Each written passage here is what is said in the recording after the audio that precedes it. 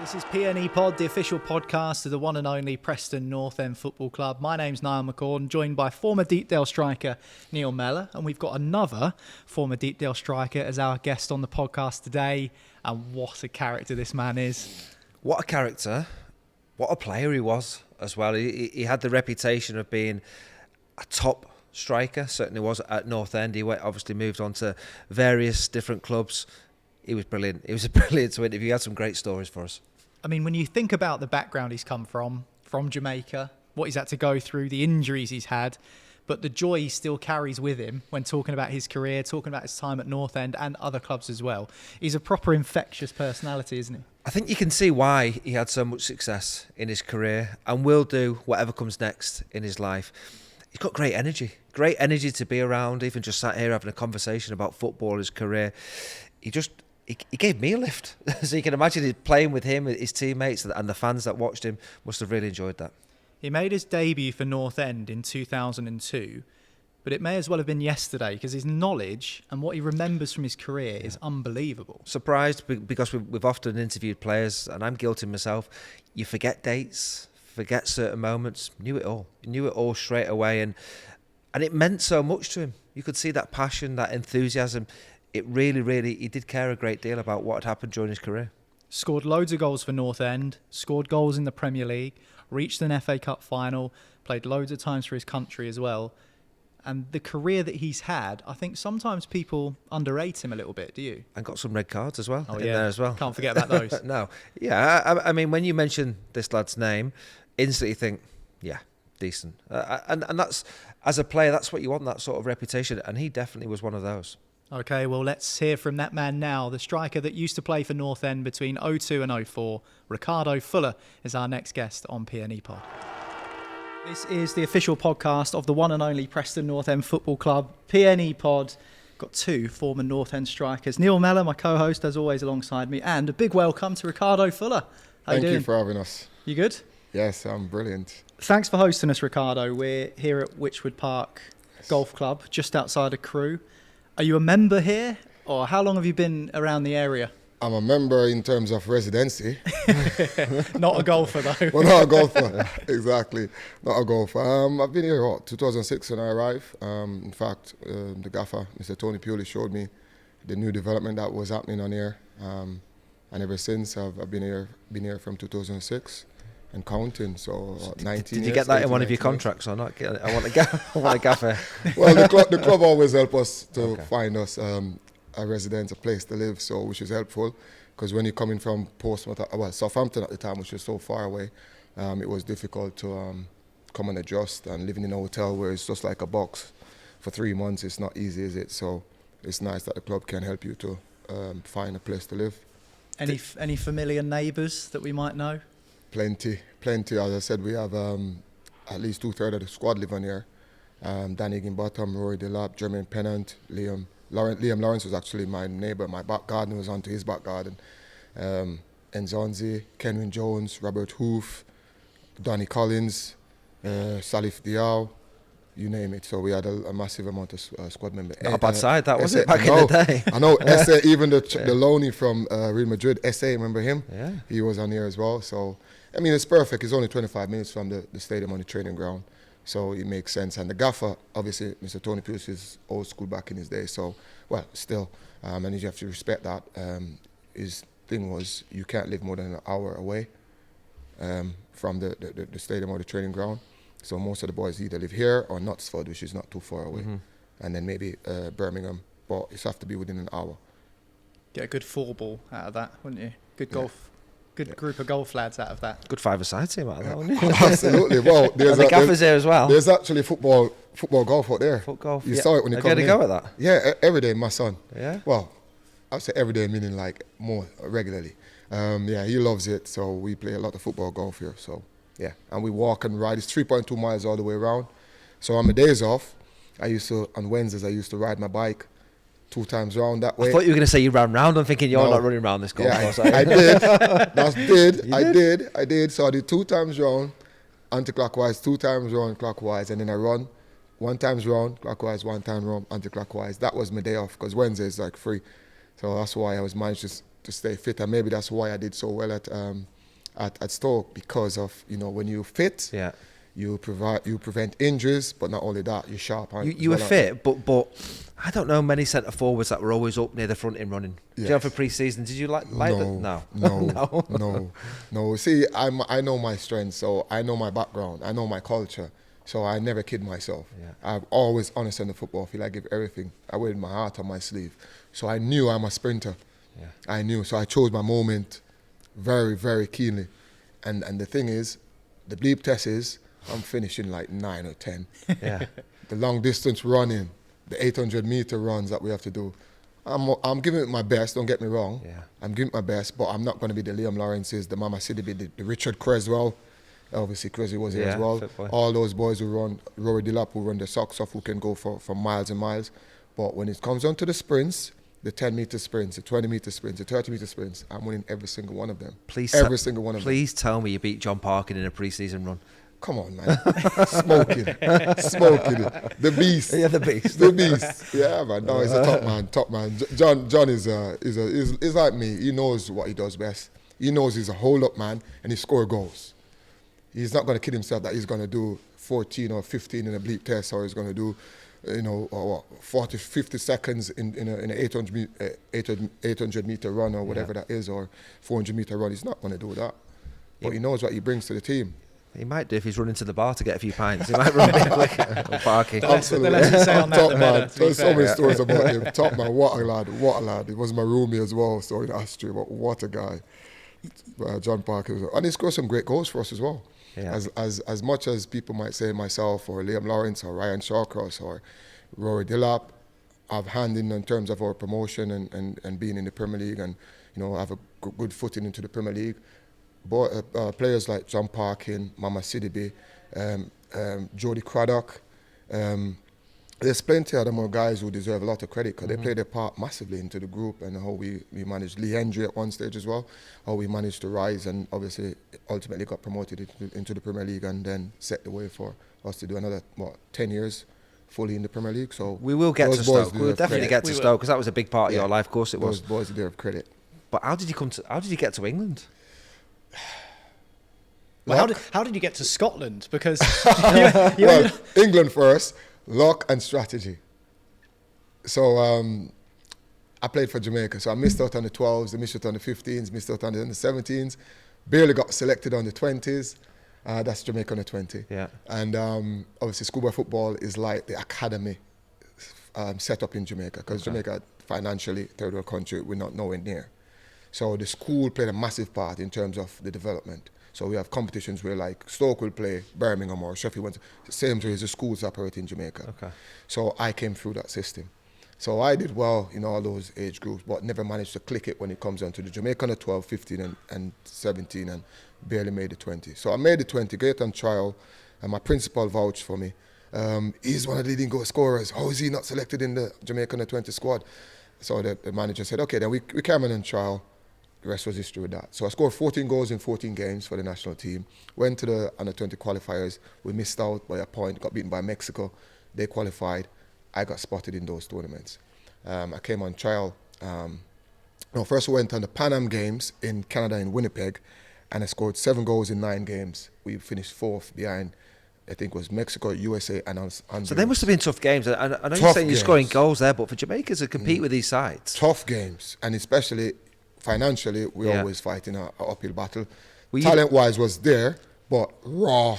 Were you the best, or other players in that team who've maybe we know that we know of Jermaine Johnson was in that team. Okay. You know of Claude Davis was in that team.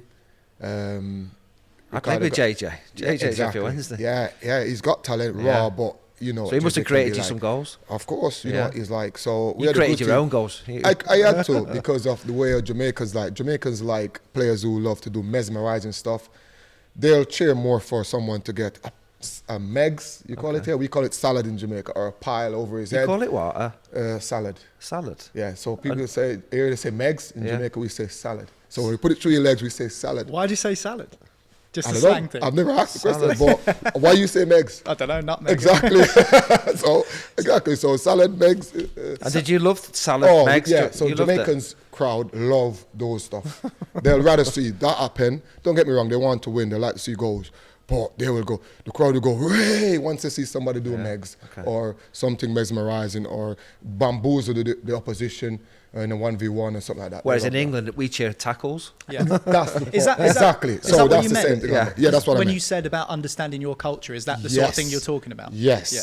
So don't forget, diversity is a wonderful thing if you make it work for you, but you got to understand it. You know, if you don't understand it, then you might never get to understand because look at the footballers we have now at Stoke, even at Preston, even at Southampton, Portsmouth, whatever. Say, for example, Preston, how many players we have from England, how many players we have from Eastern European, from maybe Spanish-speaking countries. Yeah. So it's diversity. So you got to make it work for you. You got to understand them. If you understand me, then you get the best out of me. Because that's what we want, aren't we? The fans want to see their team win. Yeah. You know, and I want to see first the lads. You're going to be a manager. I can see it, hear it in your voice now. Yeah, but they want to see the guys perform, aren't they? And that leads to results, aren't they? So I hope you ended up on a plane over here. Tell us how. Yeah, so that's what I'm saying. So anyway, fast forward now. My agent was there, Ricardo Garden's agent, because he got spotted in the World Cup 1998. Came to Bolton and he did really well. So obviously, when that happens, then comes the conveyor belt. So the agent was out there. He saw me and had me on trial at Charlton. So I came on trial at Charlton, scored 5 goals in 3 games. Played with Scott Parker, was the captain, Jonathan Fortune, Kevin Lisby, Scott McDonald, Jason Brown is at Blackburn. So all those boys were, Kemi Izzet, was Izzet's brother. He was there as well in that group at that time. Scored 5 goals in 3 games, one against Leicester, one against Southampton. I played against Matt Letizia in that game. We beat them 2-1. Scored one of those goals. Love your memory as well. This is impressive. You never forget that. Yeah. You never forget that. Those history, you never forget them. Yeah. Those will stay with me for the rest of my life. And scored 3 against Watford. Micah Hyde and those boys played for that at Watford at the time, coming back from injuries. Because remember then, we never had the 21s and 23s, aren't we? It was just a reserve team. Players was coming through, for the younger players was coming through, they'll come through the reserves. Injured players who were playing in the first team would be playing in that game. So it was a tough one. So they've offered you a contract with those goals? Yeah, offered me a contract, but again, my nemesis, the story of my life, I failed the medical. I never passed the medical, do I? I failed the medical and after 6 hours, what do you call it? Medical, I failed the medical. So I had a slip disc, so I had to do a spinal fusion because my L5 it's supposed to be like that, going up your spine, all the way in a line. So one was sticking out. So the L5 was sticking out. So I had to do a surgery. I did the surgery at Wellington's Hospital, across from Lord's Cricket Ground. Dr. Tucker, I never forget. He did my surgery, thank him a million times, send him flowers, all those things. Yeah, so he saved my career. Surgery it was as serious as that? Yeah. But then you get surgeries like that, your career's over. So I was lucky. That's why I said I was lucky and strategy. You've been scrapping to get noticed, having not been picked for Jamaica all the way up to under 20s. And then you get a chance and your back is in bits and you need to get surgery. In fact, the contract was taken away. So the deal fell through. So I had to go back to Jamaica. Just imagine a boy who was just traveling out of Jamaica, never left Jamaica, never come to England before either, come and did so well. And then that happened. So yeah, I was gutted. I was gutted. But luckily the club, Alan Kirby was the manager at the time at Charlton, Mervyn Day, Keith Peacock. So they decided they still want to do the deal. So I think them and my agent sorted out something where they paid for the surgery because they wanted first right refusal. Because don't forget, I signed for £1.35 million at the time. That was a lot of money back then. No trialist from Jamaica. Let's put it in Jamaican context. No trialist from Jamaica have ever done that. Because remember, it's a small island. Yeah. What was life like growing up in Jamaica for you then? Tough. I was by my poor background, Liverpool. I'm from Tivoli, Kingston. So tough. My family couldn't afford the football shoes that much because all the money was spent more strategically for do better things or for support the family in a much better way than sports or playing football or buying balls or football boots. So my first boots was a girl who played softball. I borrowed her. Her name was Marie. So I borrowed her boots the first game I played. I threw in her football shoes and trained. I used to train barefooted. And by the way, there's not much grass. It was like dirt, grass, stones, pebbles. So I had to train on that barefooted. And in terms of, you mentioned Lord's Cricket Ground there. We know cricket's big in Jamaica. Oh, massive. Football's probably the 3rd or 4th biggest sport, would you say? About the 3rd. probably shading it now because cricket is kind of under. So track and field is definitely number one because of the success we know. Yeah. And, you have to judge on success as well.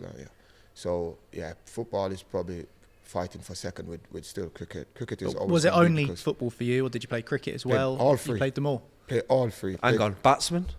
I was an all-rounder. All-rounder? Medium pace. Medium pace? Medium pace. So I bat 2 down. I did medium pace, and obviously I was athletic, so I could run, I could feel, I could catch. But football was always the one that gripped you the most? I'd probably say cricket and okay. football, because I played with Chris Gale. Waver Lyons was my captain. Yeah. So I used to play against Chris Gale and Marlon Samuels. We played as again the schools or like the academies. So all those great players I just mentioned, I used to play against them. Waver Lyons was my captain, and Waver Lyons was one of the West Indies national captain after that as well. So, and I did 100 meter. In fact, I got a track scholarship to my high school. What was your quickest time in the 100 metres? Come on. Back then... You must remember. Your memory's amazing, back then it probably was about 11 something. 11, I was 11, 10, 11, 12. Because we do, as I said, the schools are like the academy system there. The schools does cricket, track and field, football, now basketball. So, because financially, the support is not there. The machine that works around, like the Premier League have the machine that's, and all this stuff, it's not there yet. So the schools have been playing a part from that time massively. But I excel in football more, and in fact, I'll give you a good story. So I got the track scholarship from my primary school to my high school. And by the way, Sir Glenn Mills was my coach, Usain Bolt's coach, Sir Glenn Mills. So he used to send his intern to come and get the athletes who does track. After school, we go training. So they used to come to the classroom and they say, Luke, yes sir. Neil, yes sir. Liam, yes sir. Ricardo Fuller. I told you I was mischievous, didn't I? Yeah. Ricardo Fuller. I didn't answer because I didn't want to train. I didn't like the hard work that I had to do in track and field because I thought they trained hard. And I didn't like it. So I used to just, the geezer never know me. The guy never know me. So you just ignore when you So I just ignore, because remember I'm a fresh, what do you call it, freshers here? Fresh into first year. So I'm a fresher, so he didn't know until he got to know me. So anyway, I blanked him for like 6 weeks, and that's how I started playing football, because remember, I went there on a track and field scholarship, so I had to do track and field. But I really wanted to do cricket and football, especially football. So when I hit him out, I ended up start playing football and scored loads of goals. We got to the finals, semi-finals, from the schoolboy under 13s to under 15s. So we have like what is called the Manning Cup, which is like the under 17s, under 18s. That's the last tournament that you play. That's like, say you're playing a senior team then. So you play under 18s, under 21s, and then you play for the senior team. Yeah. So the last big program in the schoolboy football is the Manning Cup. It's under 18s. When I get to that stage, guess who was the physical coach, trainer? Sir Glenn Mills. He said to me, but I know this name. Weren't you here on a track scholarship? Oh my God, the whole room erupted because everybody knew. He didn't know at that time. So he became the lead coach in terms of fitness, and so there goes. So who did you idolise growing up then? Would it have been a football player or a cricketer? How did you consume football? Did you watch English football in Jamaica when you were young? Loads. I know you're maybe not going to like it, but there's only one king, let's get that right, okay? There's only one Pele. But my player was always Diego Maradona. I just love the way he plays. In fact, Jamaicans in World Cup times, obviously Jamaica's not qualified, we only qualified for 98, but the other World Cup, Jamaica split between Argentinians and Brazilians. Jamaicans love skillful people, as I said that. Yeah. So the Brazilians and Argentinians are very skillful. Maradona was unbelievable. You remember watching him? So that's who I love, because I love the way he plays, I love the way he lives, I love the way his passion, his fight, and I'm like that. If I'm losing, I will fight. If my teammate is not doing his job, I'll tell him. But if he's not listening, I will fight. That's how I am. I want to win. I want to perform. So Did you ever meet him? Did you ever meet Maradona? Yeah, I met him at. I have a picture with Pele. I met him with MBE Gordon Banks at his statue was being erected at Stoke. So he was here with Desmond Tutu. So I met him personally. But from a distance, I met Diego Maradona. He was in the box next to my box. Well, next to Raheem Sterling's box. When I went to watch Raheem play against and Sergio Aguero was there. So have you met the Queen as well? Is there anyone you haven't met? Amazing. It feels like you've met everyone on planet Earth. No, but it's a dream for a player like me who's come from, I don't want to say nothing, but has come from very little to achieve what I achieve and to be in some of the places where I've been and some of the people that I've met. Are you the selfie sort? Would you take a picture with any of these or not? I don't like you social just took media. You don't? No. You ever see me on social media? Hear me on No, social we did media? look for it, yeah. No. I'm very quiet, man. I like to do my talking on the pitch. I got my Facebook because I speak to my family back home and friends from school, and sure. we make friends and we network and stuff, but that's as far as it goes. I never had MySpace, never had Twitter, never had Instagram, never had any of those stuff. People trying to create them, but it never worked for me. I just never liked it.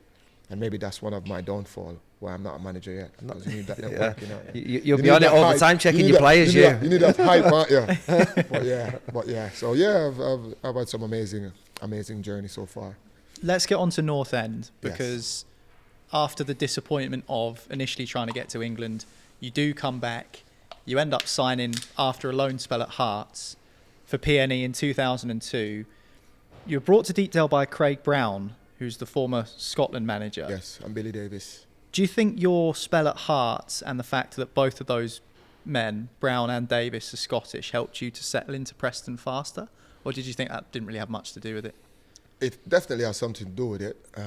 For starters, if it wasn't for the late Mr. Craig Brown, may his soul rest in peace, and Billy Davis, especially Mr. Craig Brown, I probably wouldn't have got to Preston North End. So when did you speak to Craig? Because he was actually at the World Cup in Japan at the time. Yeah, you're right. Before you signed. In Scotland. So the story is, I struggled because I came back from my surgery. I was over 13 months from my spinal fusion.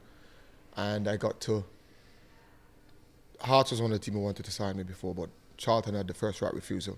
So when Charlton didn't sign me because of my agent and the shenanigans, what happens there is history, they decided they had all their strikers out. Andy Kirk, remember him? He was leading the line, and a few more was leading the line for Hearts at the time. Craig Levine was the manager.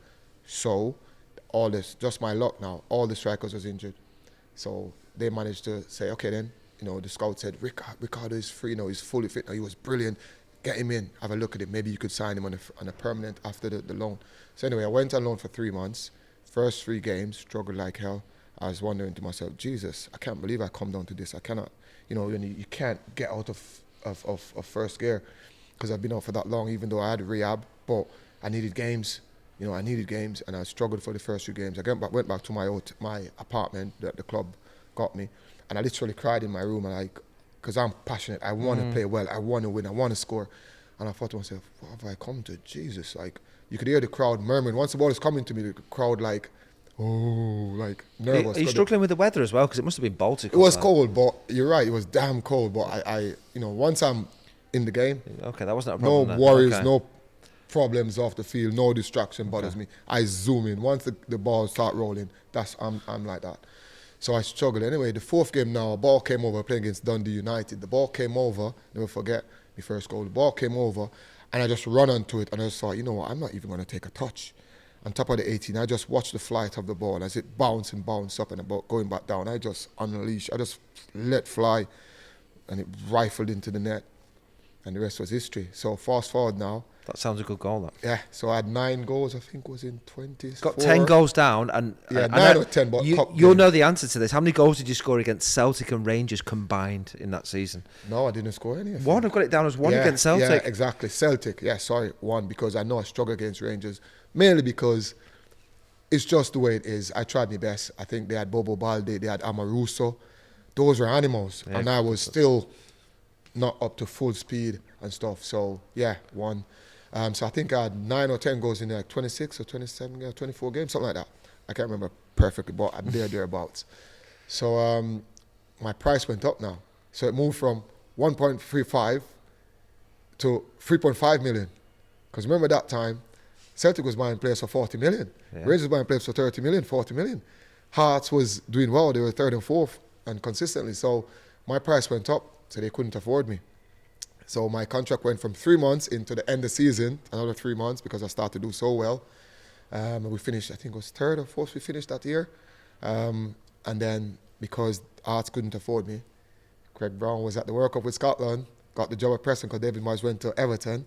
He got the job at Preston, and he decided, obviously, Celtic wanted to acquire me as well. Martin O'Neill was the manager, but for some reason, they decided to. Craig Brown won the battle with that. I don't know. My agent, knows probably more than me for sure. What happened there? So I was supposed to go to Celtic first, and then turn Celtic down for North End. Love that. I didn't turn them down. I know. No, just say you did. I didn't turn them down, but I was happy that I ended up at Preston because I'm here now. Well, what was the fee? Because that was a big number. I don't think North End would have paid that. Well, the president of the football club was actually Edward Seaga, which is the former Prime Minister of Jamaica, and he was Minister of Finance first. So you get where I'm going? So then he became the Prime Minister, so he knows figures. Okay. So basically what happened there, I don't know, but in the end, as Jamaicans as well, culturally, we say logic and faith don't walk side by side. That means they never walk adjacent like that. They're always separate. So we say logic, say one thing, but faith have other plans. That means I didn't mind that I didn't end up at Celtic. I'm glad I ended up at Preston because Preston made me who I am, because maybe that was my destiny. Yeah. Does it make sense? Yeah, I'm not going to fight it to say, okay, I'm going to play hard now at Preston because I want to end up back at Celtic. No, I want to play hard at Portsmouth because I want to end up at Celtic. No. If I end up there, I'm going to give 110%. And whatever happens, happens. If I give 110% at Preston and Portsmouth comes in, great.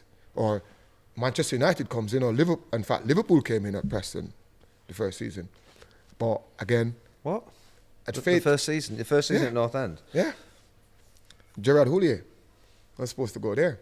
But I ruptured my ACL in a game against Coventry when I went up, flicked the ball on. I ruptured my ACL. I was out for 9 months. January I would have been gone. That deal was done deal. So again, that's my history. So that's why I said I don't fight fate. I allow fate to take its place. So logic and faith doesn't walk side by side. Faith has one thing. Did you speak to Houllier or not? Yeah. You spoke agent. to him? Yeah. So everyone, I think most of Preston fans know that. Billy Davis, you weren't trying to replace him, were you? No, we'd have been strike partners. No, would have won the league. I think Stephen, when he saw me, he's always say, I like you. Say, oh, sorry, because I've always had good communication with Stephen, especially when we played against each other. It's a nice hello and nice stuff like that. So I thought it would be nice to have played with Stephen. You know what I mean? Because obviously he's the man back then. You want to play with a midfielder like that who can spot a pass from a millimeter. I'm sure you enjoy his services. Would have been you and Michael Owen up front. Yeah, so and Michael as well, great players. So, but yeah, it was. So the injury stopped you signing for Liverpool. Yeah. Interesting. As always. Because you had scored goals in great numbers when you arrived at North End. Exactly. I've got it here, 11 in your first 20 games. So what was it about North End? I think I was in 9 and 14. I was on 9 in about 9 or 14 or 15. And then around Christmas is when when I got injured. Yeah. No, the 30th of November. I never forget. 30th of November. And guess who was the player? I even remember the player. Konjic. Remember the big defender, the Eastern European guy from used to be at Coventry, the back for Coventry. No. Konjic, his last name was. Absolute. I'm on Google now. Check him out. Yeah, so anyway, Konjic. So I went up, flicked the ball on. So I reached the ball before him, and he headed me in the back of my head. So when I look back on the video, you could clearly see that I was unconscious. You were unconscious in the air. So when I landed, half of my body went one way, and my legs went the other way, and tore my ACL. I think it was 75% torn. So that's my luck. As I said, I've never passed my. So I ended up at Stedman. Richard Stedman went to Colorado. So Richard Stedman, who done Beckham. Everyone wanted to go to him. Yeah, he was the main man. Number 9. So he done my surgery, luckily, and I came back. And then I scored 19 goals in 38 games at Preston. Before you got that injury, you scored 2 against Burnley. And then 2. You scored 2 the season before the season you got the injury, and then 5-2. when you 3-1. You beat them 3-1 3-1 first. Sorry. So you scored 2 right. the season you got injured, and then you came back and you scored a hat trick against Burnley. Yeah, that game 5-3, which was just mad. Yes. Yeah. And with May was playing for David May. David May was at Man United and he was playing. Did the Preston fans talk to you more about that game than any other? Yeah, a lot, because the rivalry between them. Yeah, and that's not normal to score a hat trick. When you can score a hat trick against your main rivals, unbelievable. That's a statement, isn't it? So if you score hat-trick against I never Everton, did. I scored one. I was made up with one. No, I'm saying, scoring, it's a dream. It's a dream for a striker, and it's a statement as a striker when you score hat-trick against a derby team, for example, for you against Everton. So that was your first career hat-trick, am I right in saying that? Yes, it was. Yeah, I scored 2, and I tend to score most against my rivals, against West Brom as well. Yeah, for Stoke. So yeah. So when you came back in the league, 17 goals in 38 games. Yes. PNE finished 15th that season. David Healy also scored 15 goals that Creswell season. was there as well, isn't he? What was your partnership like with him? And do you think you played better in a 2 up front or on your own? Because it seemed to work with both systems when you were playing. You're right. I don't mind playing on my own because I think I've got the ability and the strength. We strikers who've got those built, we can play by ourselves. But I do enjoy playing with the two, with another striker. And that's why it was quite profitable or prolific with David Healy, because David Healy is a great finisher as well. We all know that. And then we've got Richard Creswell at times through the middle or down the sides. And Eddie Lewis, so sometimes he plays up. So yeah, I don't mind it, but I just think that playing with a second striker helps me because then I've got less people to beat. Did you have a battle to watch that one? Did you have a battle to say I want to be top scorer? Were you one of them centre forwards? Yeah. Always. Yeah.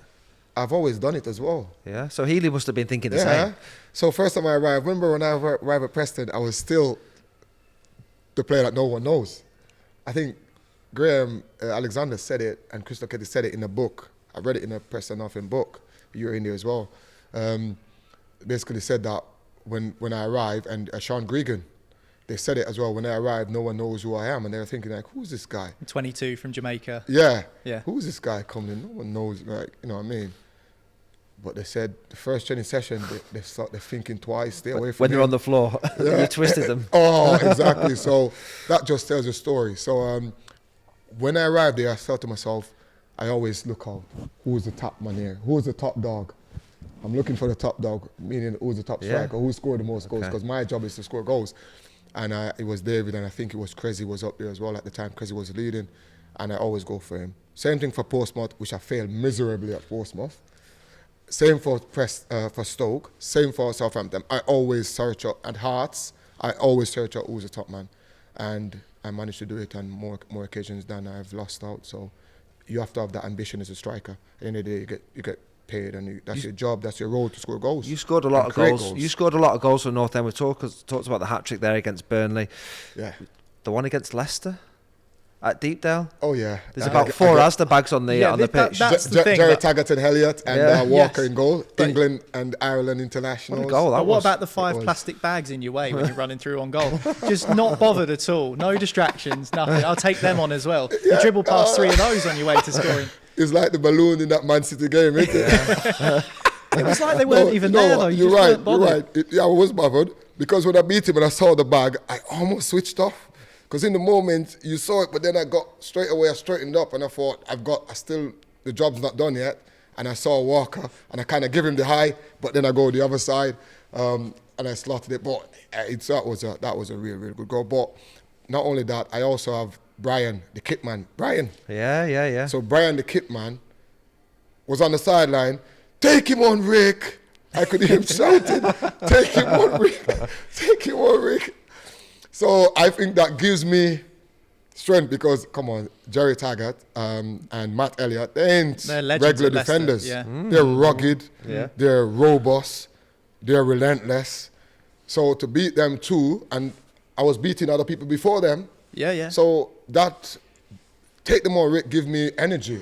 So I thank him as well. I maybe never said that publicly, but I'm saying it now. So Brian, I thank you because, that did give me energy because obviously I still had a 4 further to go and I had a keeper to beat who played for England.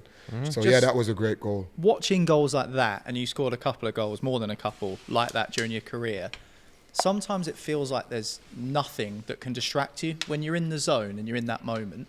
You mentioned the cold earlier, Mel's, and you being a man from Jamaica, it's not bothering you at all once you're on the pitch and in the zone. Was that how it felt sometimes when you were just so focused on what you were trying to achieve? Always in the zone, and you're absolutely right. Absolutely right. It's only this week some people asked me that same question as well, and I always said it's because of my upbringing. I developed resilience because you don't just develop resilience from nothing. You had to go through a lot, and you have to rise above it from the adversity and from the disappointments, and eventually you'll get there. And I developed that because when I was in Jamaica, one ball at halftime, I used to watch my dad play for my community, Tivoli Garden FC, the same club I came from. My dad used to play for that team. He was a defender though. And at halftime, one ball used to throw on the pitch, and you got 50 kids trying to keep one ball. So imagine that. When you get that ball, what you think you have to do with that ball? You have to keep it for as long as possible because you might never get that ball back. You get the point? So I was in that environment and in that culture. So when I came and I was on the field, going through those beating one man, beating two man, beating three man, it's like those moments replaying back itself at that young age. So I already had that development, had that upbringing. So it was natural for me, but also I could block out the crowd. Yeah, I could block at Preston. I knew there was average used to get like 18,000 average during my time. It wasn't necessarily full. Well, the Derby games was full against Burnley or Blackburn or whatever. But most games you get like 18,000, 15,000 or whatever it is. So that isn't a lot compared to where I'm coming from. But I could block them out. I had the ability to block them out. And I still have the ability to listen as well, hear my teammates or hear the coaches or hear the instructions shouted on the pitch. So those things help me to get in the zone and can focus on the ball or off the ball. And you had a good connection with the Preston fans. 100%. I'm like that normally. Maybe because people see me as a nonchalant or laid back or horizontal or whatever they want to call it. You're a happy person. You're warm to be around. Yeah. Exactly. I'm a Jamaican. I'm a reggae boy. The thing is, I don't worry about certain things. I call it worrying about the wrong thing. So my job is to go out there and play. So if I train, I am preparing myself. Don't watch me. Focus on yourself, because believe me, I'll be ready for that game on Saturday. You don't worry about me, and I have that upbringing again. So you got to know the persons who you're dealing with. You got to know your players. You got to know that diversity where I'm from. Understand where I'm coming from. So fans in general understand that, don't they? Because loads of fans, let's get this right. Most of the fans that support football, they're not wealthy people. The real fans, they're coming from, they have to work hard, they're hardworking people, they're economical people, you know what I mean? They're people from, they just love football. It's a true form of rivalry. It's a great sport. It brings people together, it unites people. So they come and they enjoy themselves. So when they see somebody like me, that gives them joy, because I play the game with joy. You know, I bring my teammates in, I will score and I will set and assist as much as I can. I'm sure I probably have as much goals as I have assists for Preston. What about red cards? You've got a few of them as well, haven't you? Absolutely. Absolutely, that's the fight though. You cannot have it all way only good, Neil. You know that. Well, you have to have, for me. I was surprised how many red cards you got. Yes, because I can't tackle to save my life. So do Paul Scholes.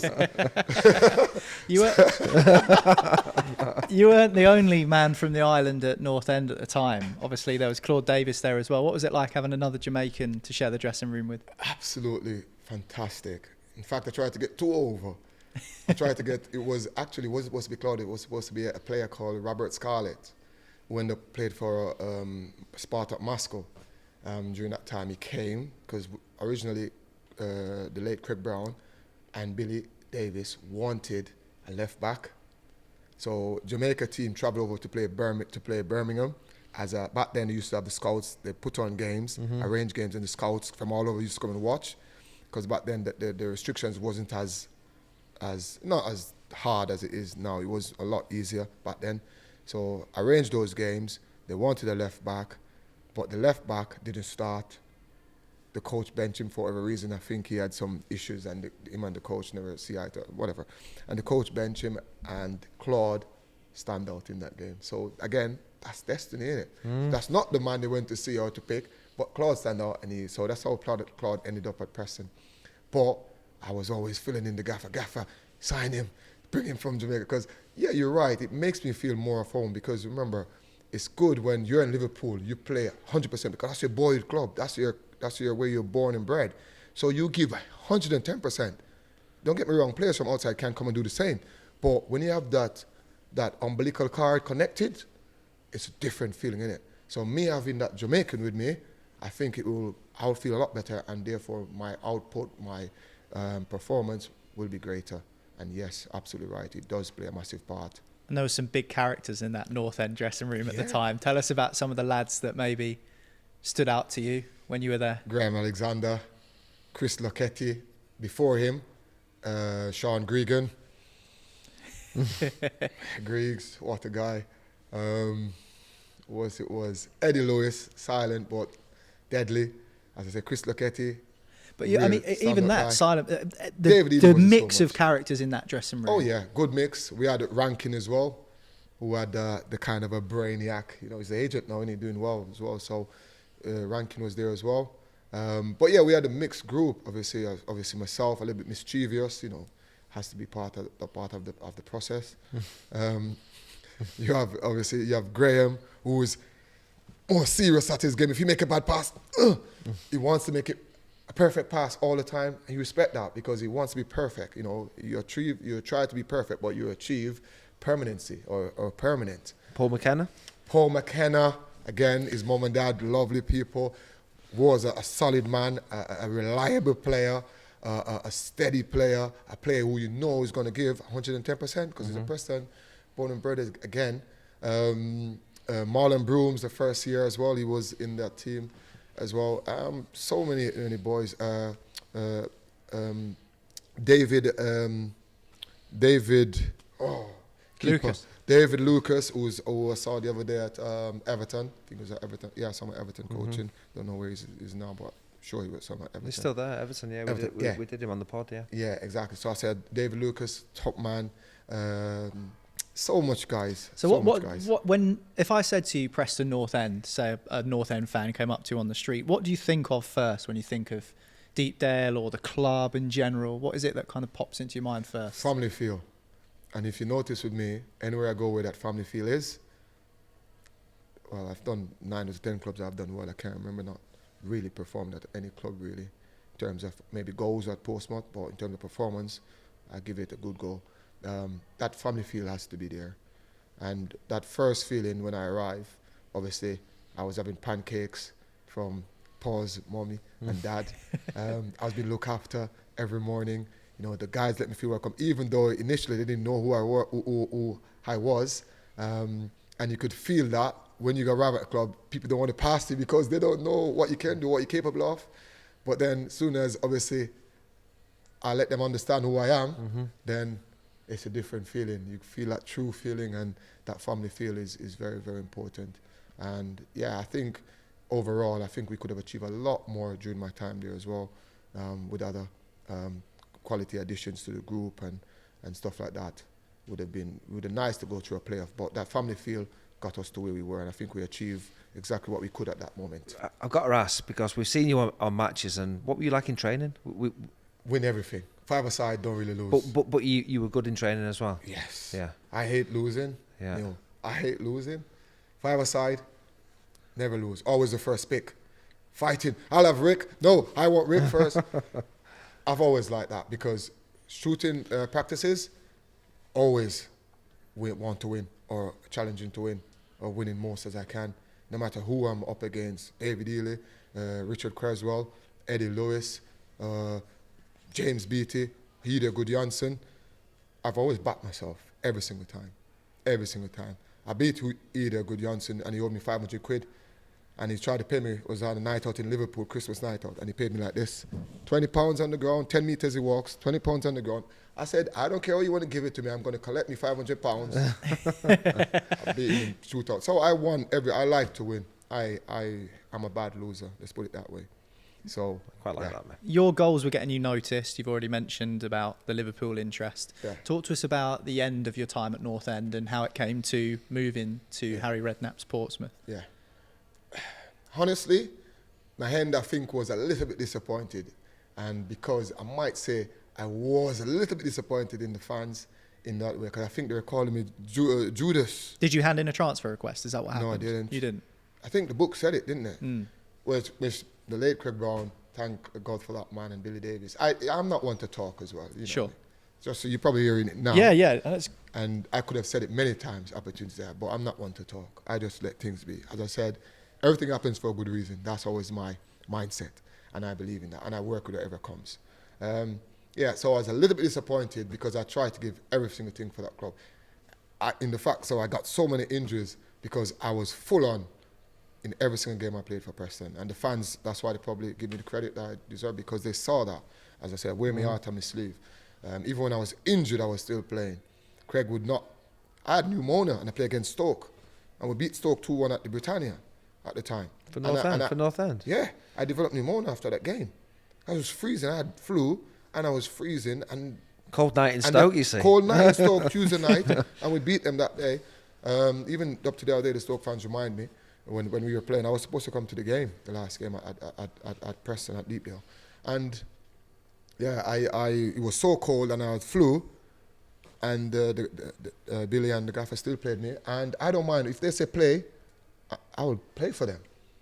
And I give everything the same thing. We won the game, I scored, and I nearly caught pneumonia that after that game because I was shivering like that. Wow. Yeah, so that's me. So I was little bit disappointed in the fact that they thought that I wanted to leave. The club decided to sell me. In fact, what I was on there was nothing to what other players was on. And I didn't even care. I was just playing football. You know what I mean? I was just playing football. So that's why I was a little bit disappointed. But then, yeah. And ultimately, yes, if the club comes in and if a club comes in like Portsmouth and it's a chance for a player, at the end of the day, my dream is to challenge myself in the highest league possible. My dream was always to play in the Premier League. Mm-hmm. Whatever route I'm going to take to get there, if I get Preston there, that was my dream as well. But if I wasn't allowed to realise that dream, for whatever reason, that's not my fault, and I get to Portsmouth, that's one of my dreams as well, because I give every single thing I have. So yeah, I was a bit disappointed with that because I thought I'd give everything. And yeah, it was the dream to play in the Premier League because I was playing in the league below, and any player playing in the league below wanted to challenge himself in the highest league possible. Was there quite a few clubs trying to take you away from Preston at that time? Yeah, and I never once say to ask. In fact, the Liverpool incident, it's not me, it's the club. Accept that. £6 million.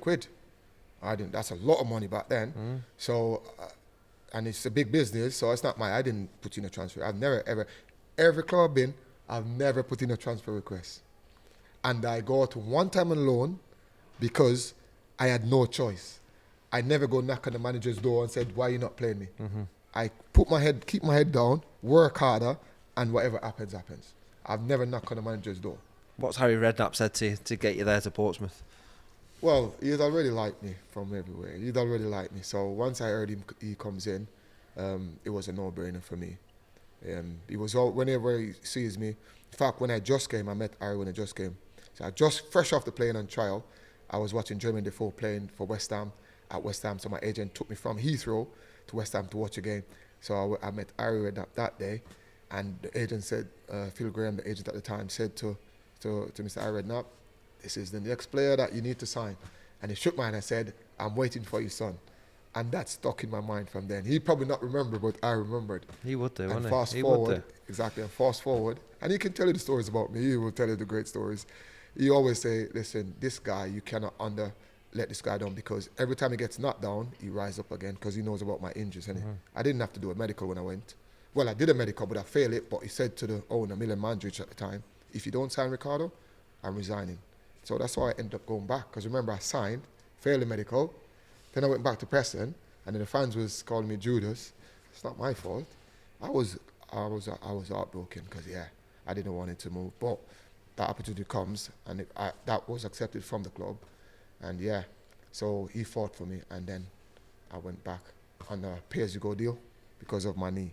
So I had a problem with my other knee. So the ACL, I done against Coventry, and then I did an arthroscopy. End of the season when I got a knock against Fulham. Chris Coleman was the manager at the time. He tried to get me at Fulham when they got promoted as well. But Portsmouth, I think. So what was up with the knee? Because I've had a lot of knee troubles as well. I had a microchondrial defect. No, mitochondrial defect. Osteochondral defects. Something like that. Yeah. So that ended my career. That's where your patella keeps rubbing off. Yeah. And it's a hole. So I've got a hole on my. I had it inside and outside on both knees. I remember. And you and Jamie Redknapp had similar stuff. And Gianluca Vialli. Horrible. People who have experienced it would know how difficult that is to play. Exactly. So even now, but the luck with me, as I said, my luck was the hole managed to stay small. Okay. I had quite a big hole, yes. So the big hole, you're going to be tough. Yeah. My luck, it stayed small. Okay.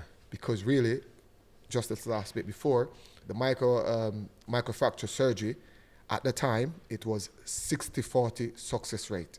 It wasn't 40-60. The unsuccessful rate was 60%. The success rate was 40% It's a at that career time. ender, yeah. So even if you do the microfracture, that's the only surgery at that time to probably fix that problem. You have a big percentage that is not gonna be successful. But talking to you now, you don't seem like a man who lives with any regrets. Oh no! But do you ever think back about what your career could have been like if you 100%. didn't have the knee injuries? Every day. So even when I go on the media in Jamaica, when I go on holiday and they know that I'm in the island, so they want to see me on the television live and whatever. So I go on there. I never ever blame, injury. But I always look back and said, yes, injuries just decimated my career. So, and I think it's documented, but sometimes you have to make people know. But when they ask that, I've never gone and said that. They have to ask it first, and I'll just tell them straight because it's well documented. I'd never passed medical because of the mitochondrial defect. That shows how good a player you are, that managers are saying, Yeah. And I I still want him. Yeah. And I still train, by the way. Yeah. I still train. That's why I asked you about the every train, because I single day. really struggle to train. Exactly. I really struggle because of the knees. I was like, I'm struggling. Yeah, now. you're right. You'd rather save it for a match day. Yeah, I was like, Yeah, listen, so my secret was I was on naproxen. I can tell you every single ibuprofen. I've taken almost all of them. Naproxen, ibuprofen, because what that does, that keeps the swelling down. Yeah. So I have to take one a day. And guess what was the mg? 1,000 mg. Wasn't any regular one. Yeah, I because remember it well. the knee was constantly prescription. flaring up. with Can I ask fluid you this? Because I had my knees. You've had swelling in your knee regularly. And every day. I had 90 mil drained off my knee, and then I played a Premier League game. Did you have to drain your knee I regularly? didn't have to drain it regularly, but I didn't have to drain so much. But I did it a few times, only because when I went to Stedman, I go back to Stedman after my The ACL. surgeon. Yeah, Richard Stedman. He was obviously It's the getting on. best. Everyone knows Stead. Yeah. No, he just was just wanted to remind the yeah, listeners. That's yeah, all. he was getting on in age as well. So Colorado. so exactly, Vail, Colorado, never forget. yeah. So he advised me, rather than doing, that's why I love that man as well. He could have easily, I'll do the surgery and get 80 grand, 40 grand, whatever it was, and pocket it, knowing that it might not be a success. But he said to me, don't do it. Just build your legs up, because your kneecap is supposed to operate up and down, left and right. It's not supposed to go like that. When it's going like that, it's rubbing off, and that's why the hole gets bigger. Yeah. So what you have to do is loads of leg extension, squats to build your calf, your hammies muscles, your thighs muscle. So when I was playing, this was up here. Obviously, I'm holding now. I'm 45, lads. Come on. Everyone's going, wow, look at your quads. I'm 45. Now my muscles was here, like this big. That's because I used to be in the gym. Yeah. I'm like 3 times a week I'm in the gym. At Preston, I used to be at Fitness First on the stadium. And that everywhere I've been, Stoke, Preston, Portsmouth, so just to make my muscles support my knee movement. Because if it's not big, what happens, the kneecap is going to go like that. And it's going to bigger go. hole. Yeah. So that was a secret. So that's why I didn't have to. I never went to Along Stedman. with- I wish I'd have gone to Stedman. Yeah, you should have. As well, I had the support of the naproxen, the anti-inflammatory. Yeah. To keep the swelling down. So I never had to go in and drain. But it was, every time I start running, it was so sore. But then when you get warm, it feels normal again. You have that feeling.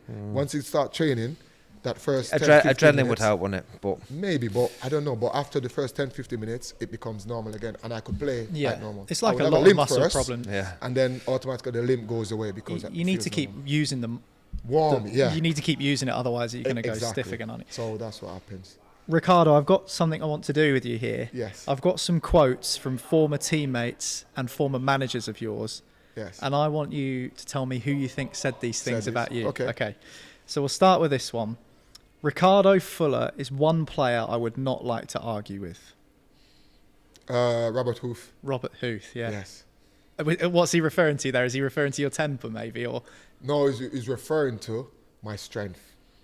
Because he knows I'm strong. he was a strong boy as well. Exactly. And if he can say he's that. a big lad, Robert. But you know what? You see these skinny legs? Yeah. Ask them how much leg extension these can do. None of them, at any club I've ever done, leg extension for over 300 kilos or pounds at that time I'm pushing easily.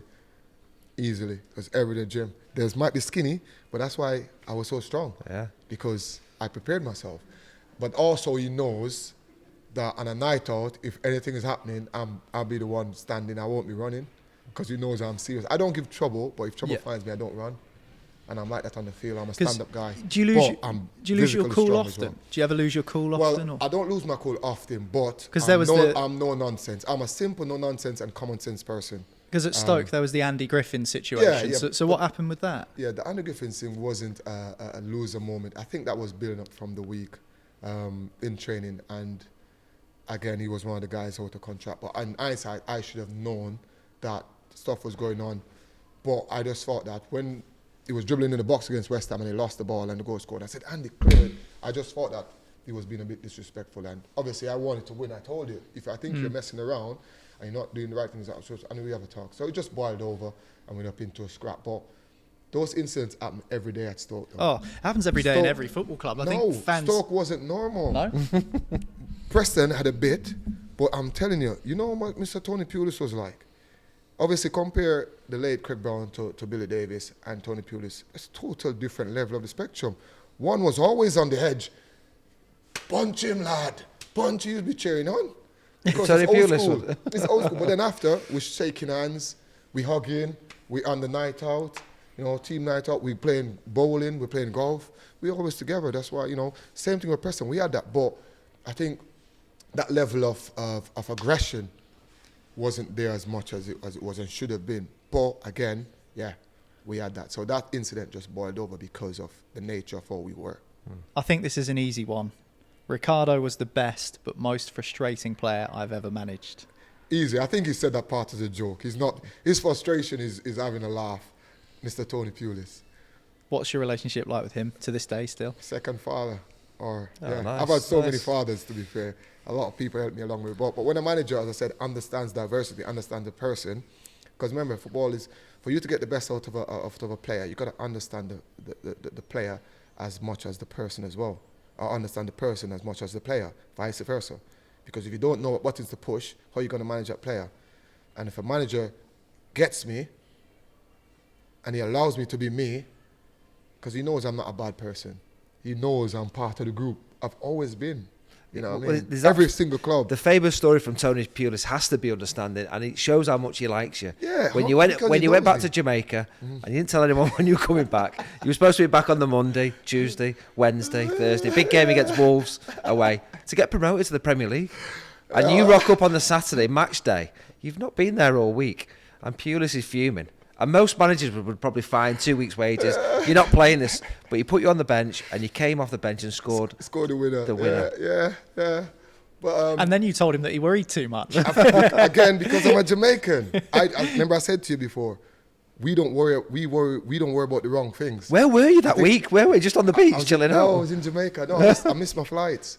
So the gaffer is the one who showed me where I live. The gaffer apartment, penthouse is beside my house. So we got a block, there's only penthouses, and then the houses beside. So the gaffer showed me the one right next to his penthouse. Why do you think he did that? Keep an eye out for you. Keep an eye on me. Because he knows, me a bit mischievous. You got to have that. I'm still a kid, you know what I mean? I'm still a kid. You got to have that. When you stop being a kid, life ends, mate. Were you worried that when you came back so late, were you worried thinking, I'm in trouble? I know you're saying you're relaxed, but you've missed all week training, big game. No, what I mean relax, I was relaxed when I'm in the moment, because I'm already in the moment. I'm already in the SHIT, if I want to. Can I say the word? You can. We've got a bleep button. Okay. We're going to need it in a minute as well. I was already in the shit. So, I was not relaxed at all, because to the point where when my phone is ringing off in Jamaica, I actually don't answer it. I turn my phone off. So he's ringing you going, where are you? He was ringing me off, where am I? And you didn't tell him? I couldn't answer it because I'm in the shit. What am I going to tell him? I'll be there, Gaffer. I'll be there for the game. I'm not going to teleport and reach training and teleport and reach the game. Do I? I'm going to take a plane. So that's Jamaicans for you. We don't worry about the wrong things. We're already in the shit. So it's what we can do to get out of the shit. So my thing now, I missed the flight. So that was the problem. So normally the flight's overnight. So you travel on the Monday or the Tuesday. If you travel on the Monday, you reach the Tuesday morning. If you travel on the Tuesday evening or Tuesday night, you reach the Wednesday morning. So I was supposed to be back in for Wednesday. So I would turn up at training Thursday and Friday. So I missed the flight Tuesday evening.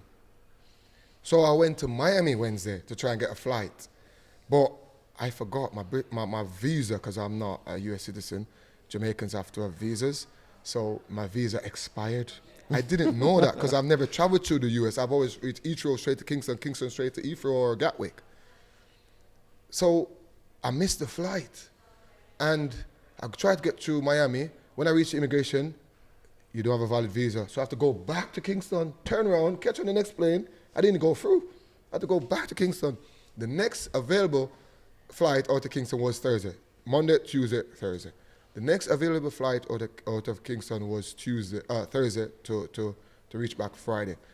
I got on that flight. While my phone was ringing off, I couldn't answer it because I know what was coming. Pointless.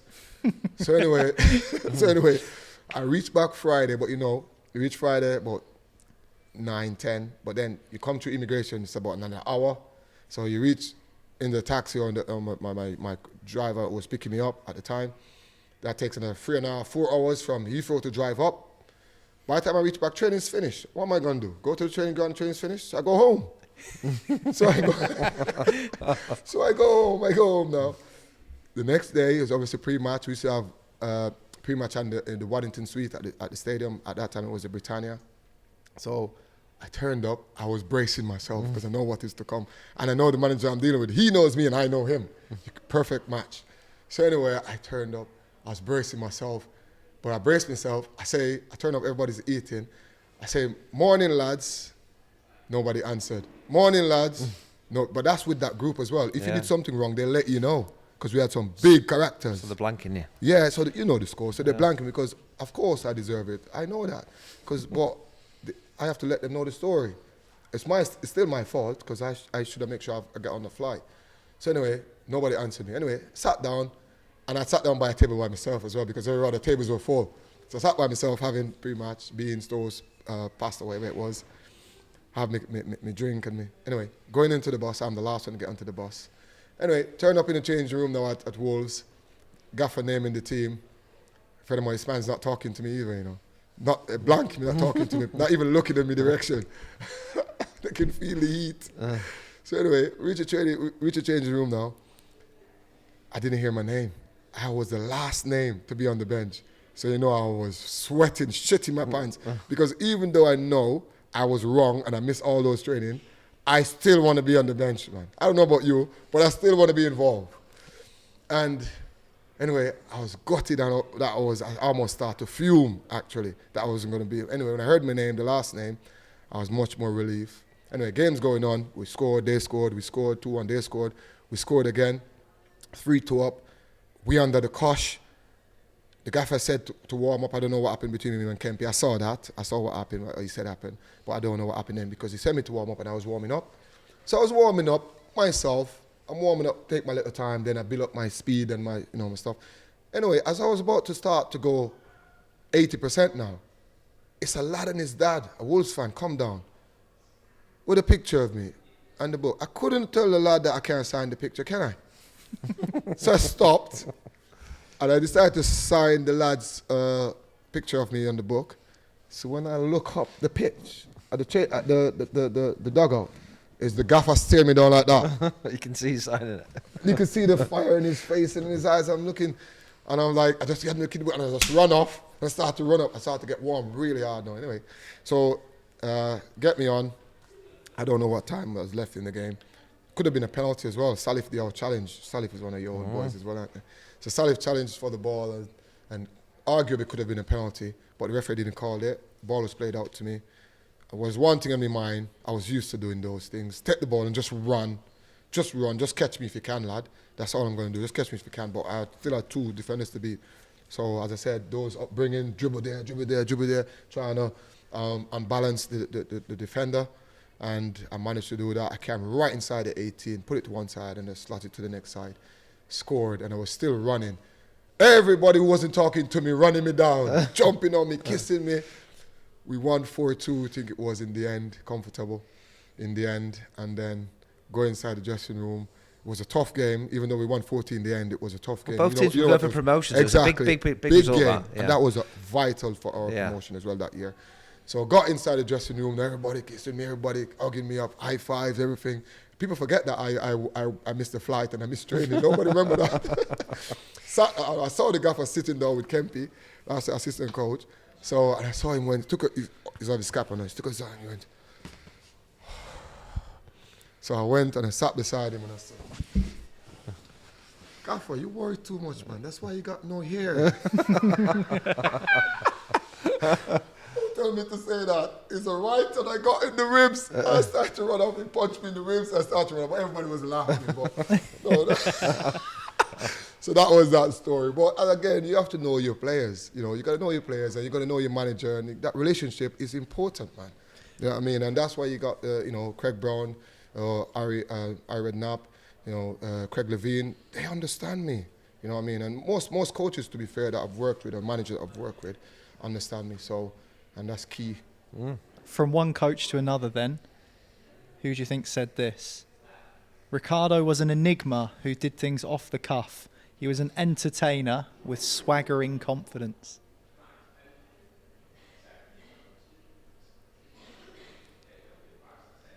Is that a coach or a player? That was Billy Davis. I was going to say Billy or the late Craig Brown. Yes, it is. In fact, I did read it. You draw my memory now. Yes, Billy. Billy was like, what should I say, an uncle.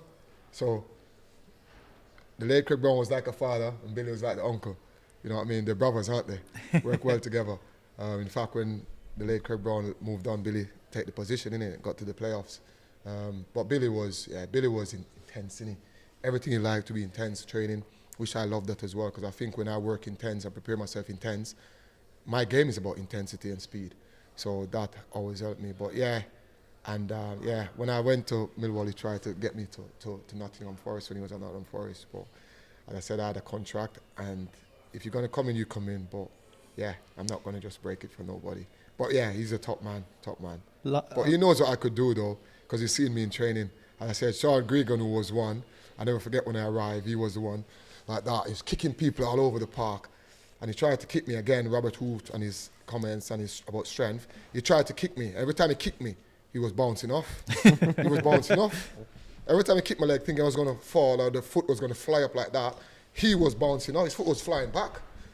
To the point where he thought, what the hell is this? But I was tough like that. I was brought up that way. So, really see those stuff. Last little quote then, and this one's a little bit tongue-in-cheek. Yeah. He'd be shit for 85 minutes, then he'd tear centre-backs a new arsehole. We'd win 2-1. He really was that good. Is it Tony Pulis? Yeah. John Park in that one. Oh, yes.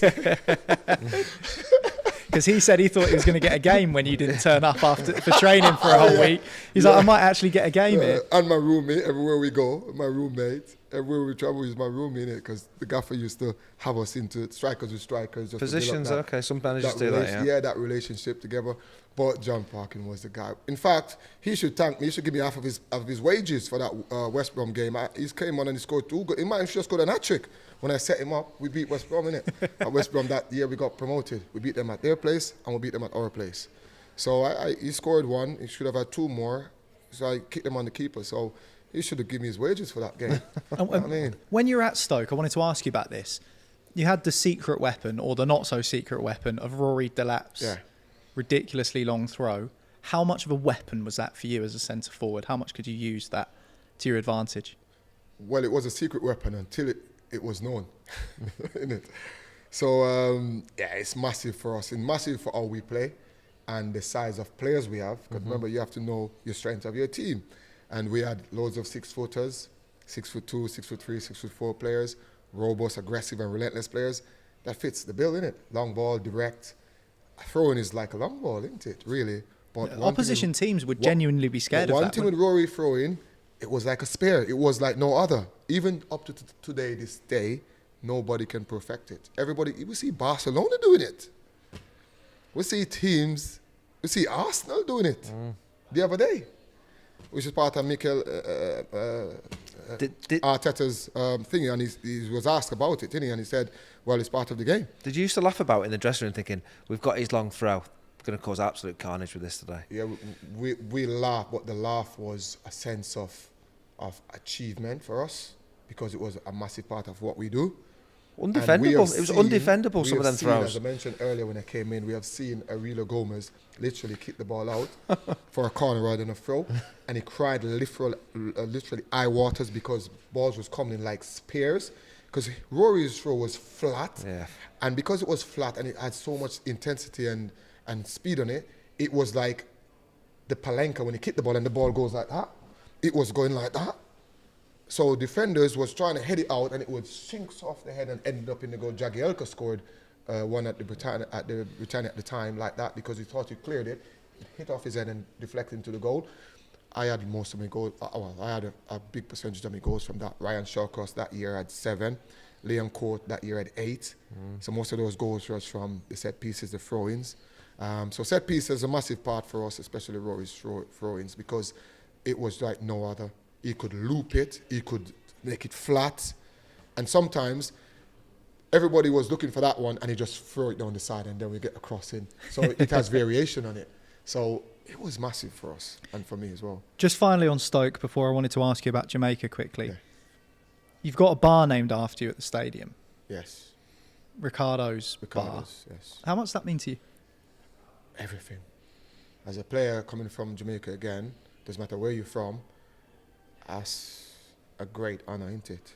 That's like achieving something, a massive sense of achievement out of nothing. Because where I came from, I didn't see this coming. If someone would tell me when I was 12 years old in Jamaica playing scrimmage with box ball, my ball was literally box. It was box, drinks box. When you have juice inside it, we used to put newspaper in it and beat it up so that it gets soft, and that was my ball. It wasn't a proper soccer ball. My goal was huge stones, one post, we take 4, 5, 6 steps, the other stone. That was our goal. And that should be on asphalt, concrete. So if you had tell me that I would have achieved that, fast forward into this, where we are now, yeah, as I say, to be a part of something great is to be a part of something greater than yourself. Yeah? The only way you achieve greatness is to be a part of something greater than yourself. So it was greater than me, for me to achieve my name on the bar. Because my fight was not just only football. My fight was getting my family out of poverty because we have been in it. My fight was helping myself. My fight was seeing my mom working 3, 4, 5 shifts. Seeing my mom work in the hotel. She was to clean the hotels, stuff like that. She worked in the evening. So that was my fight. But to do it... So my fight was bigger than just me. So. But to do it whilst doing something you loved as well. 100%. Doesn't get much better than that. So that's really. what I'm saying. So be a part of something, to be a part of something great, you have to be a part of something greater than yourself. So football was greater than me, and my family's efforts, my upbringing, the way I need to be, was always the challenge, and that's always chasing that. So eventually, that is what I achieved, my name being on the bar. And on the bar, do you get free drinks when you go there? Is that? I mean, I don't know what the deal is. Yeah, are you the landlord? You have How got does it free work? drinks. To be fair, you're right. You surely? No. In fact, I didn't get not even 5%, but I should have asked for it. I think I did ask for it, but I already said yes because I was just happy with my name being on the bar. But if they want to do that and put 5% and give me out of that, that's fine. Or 2% or whatever that is or whatever. But yeah, when I go there, I get drinks if I want. But I don't take liberties. I don't go there and take £100, £200 drinks. No. I go there whenever I need it to. I take my son to the home game. So occasionally I pop down in the bar. Then fans come take pictures and fans sing my name and and if I want to drink, I'll have a drink. I don't drink. I'm normally So driving, to be so clear, when you go to the bar, your bar, you're not paying for a drink when you go get a drink? No, I don't pay for it. Okay, good. I don't need to pay. I had to clear that up because I wasn't sure. Well, if they're not giving it to him, the fans will buy him the first day one I paid for a drink, and I had to let them know that. I had to let the guy who runs it, the CEO or whatever his name is, I think it's Simon King, I had to let him know, that's not going to happen again. So you did pay for the yeah, first he one? wasn't there, so I think the lady was managing it. Yeah. But I didn't want to make a scene, so I took my card out and I paid for it. So that's just me anyway. I told you, if that's the destiny, if that's where it's supposed to go, that's where it's supposed to go. If someone wants to administer justice, because justice delays, justice deny. If you want obedience, you should first serve justice. Who says that? Let me see if you know. You must know. That's a big saying. No. If you want obedience, you first serve justice. The great Sir Alex Ferguson. Okay. So you got to read his book. He's a great man. You got to read those books, bud. Yeah. So Yeah, so I think it was a bit of a misunderstanding, but Just get your driving license Yeah. out, not you? There you go. yeah, That's my bad. yeah, but that's done and dusted. She should have known better, but it happens, and I mean, it's no big deal for me. I don't mind. It was only like 15 quid anyway, so yeah, it's no big deal. So plenty of years in the Premier League, FA Cup finalist with Stoke. You've got Yeah. a bar named after you. Yeah, But I wanted to ask you about the Jamaican national great team. honour, great honour. Because what do you make of the state of Jamaican football at the moment? We spoke to Chris Humphrey, who played for Jamaica on PNE Yeah. Pod recently, and he said that he would love to be a part of this current Reggae Boys squad because Yeah. some of the players that Jamaica have at the moment are amazing players. Yeah. What do you make of it and how it's developed from when you were an international player to now? You know what? We always have amazing squads. When you look at it, even my time, Ricardo Gardner, you should know, Jermaine, Theodore Whitmore, the back end of his bit, Ian Goodison, Dean Burton, all those, we always have decent squads. The real question and answer is that we have underachieved a lot, because if you look at all those names, even today, this day, with the squad that we have now, going into the 2026 World Cup qualifiers, and arguably one of the easiest moment for us to get qualified, because I believe we have 6.5 positions, 3 automatic, because the World Cup is in America and Canada and Mexico. So they get their positions, So their given positions to them. already Yeah. solidified. And then we have another 3 more in the half space with Oceania, I think it was. So if you finish 7th, you go to the playoff along with the 3. So it's 6.5 ultimately spaces we have. We should get in that. But I think the biggest problem was just the administration. So when you leadership begins at the top, and things need to be in place. Players should not be worried about wages, not be worried before a game. I mean, before the England game, we got 6-0, 11:30, 12 a.m. in the morning. We're arguing about wages when we already talk about that months before the game. And then the night before the game, literally hours before the game, we have a meeting about wages. You can't make this up, can you? So those are the things the distraction, if we can limit the distractions from the head and the administration can be run properly, we'll have every chance of qualifying for every single World Cup. Do you think it is because we improving? have the quality of players. Now look at the quality. We have so much players from playing in England. Mikel Antonio, Yeah. Leon Bailey. And you've got obviously Steve McLaren as the manager. Steve now, yeah? McLaren, who can relate to those players, who have known some of those players. You got Demarai Gray, Bobby Reed, Ethan Pinnock, Andre, who plays in Philadelphia, who's been voted best goalkeeper over that side in the MLS for quite some time now. He's a fantastic goalkeeper. I think Burnley tried to sign him. A fantastic goalkeeper. So they've got a great squad. It's never a problem with the squads from that period coming up. It's always about the administration. So if we can get that right, then we'll be in a great position. But again, finance is always going to be a challenge, and whatever the problems comes from, it still can be dealt with properly according to resources that you have. To be a best manager or to be a good manager, the measurement of that is the more you can do with less. I know you can inspire the players. So the federation can do that. You know, you can't keep blaming, oh, we don't have finances, oh, we're doing this. But you get finances, but you got to spend it properly. So people are running that needs to do better. If they can do better, I'm sure the football side will achieve a lot more. Do you see yourself being involved one day? Because your 100%. knowledge and your passion for the game 100%. is clear for all to see. 100%, and that's part of my preparation even now. That's why I chose the PPCS, the Professional Player to Coach Scheme, the Premier League Initiative. Obviously to prepare myself, not only just as a player with on the pitch who had known the game or play at the highest level, or the know-how, or the practical wisdom, or the exposure, or the experience, but also the side of preparing stuff that managers do, stuff that coaches do, the recruitment side of it, the sports science side of it, the analysis side of it, all around the administration side of it, to have a little bit of everything, and on to obviously on the football field to administer sessions and to lead sessions.